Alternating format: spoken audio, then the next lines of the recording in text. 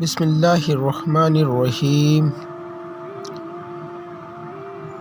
عبادہ بن صامت رضی اللہ عنہ جو بدر کی لڑائی میں شریک تھے اور لیلۃ العقبہ کے 12 نقیبوں میں سے تھے،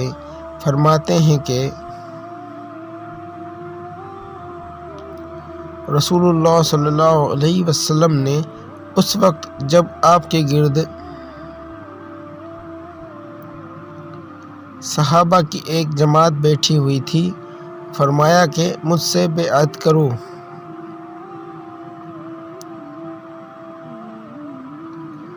اس بات پر کہ اللہ کے ساتھ کسی کو شریک نہ کرو گے، چوری نہ کرو گے، زنا نہ کرو گے، اپنی اولاد کو قتل نہ کرو گے، اور نہ عمدن کسی پر کوئی ناحق بہتان باندھو گے،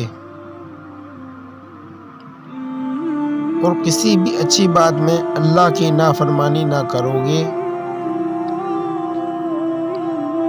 جو کوئی تم میں اس عہد کو پورا کرے گا تو اس کا ثواب اللہ کے ذمے ہے، اور جو کوئی ان بری باتوں میں سے کسی کا ارتکاب کرے اور اسے دنیا میں اسلامی قانون کے تحت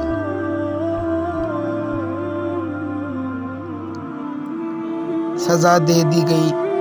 تو یہ سزا اس کے گناہوں کے لیے بدلہ ہو جائے گی،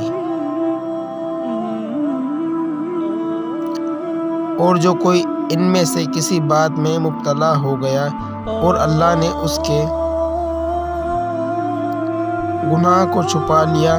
تو پھر اس کا معاملہ اللہ کے حوالہ ہے،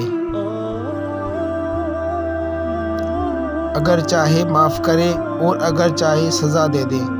عبادہ کہتے ہیں کہ پھر ہم سب نے ان سب باتوں پر آپ صلی اللہ علیہ وسلم سے بیعت کر لی۔